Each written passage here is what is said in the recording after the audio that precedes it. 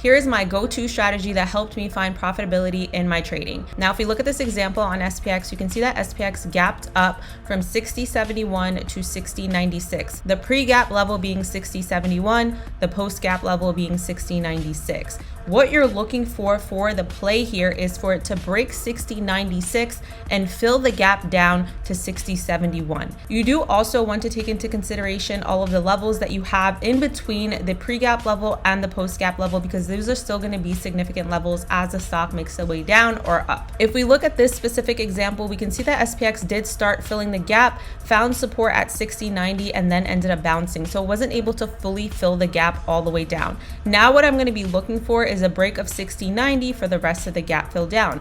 Targets being 60.80 and 60.71. And if we go ahead and look at later in the day, you can see that SPX did end up clearing that 60.90 level and filled the gap all the way down to 60.71. You can see that it was a perfect fill down here, bouncing right at that pre-gap level, the pre-gap level being that level of support now on SPX. And you can see that it found that support at 60.71 before continuing down. So for this specific play, I would enter at the break of 60.90 with volume coming in with targets of 60.80 and 60.71. I would scale out once SPX touched 60.80, and then I would exit the rest of my position at 60.71 being the final target, that level of support, that pre-gap level on SPX. Gaps can be found on any time frame. You play them on the time frame that you find them. If it's a lower level time frame gap, you want to scalp it. You could day trade it. If it's a higher time frame gap, you want to look at swing trading and day trading it instead of scalping it.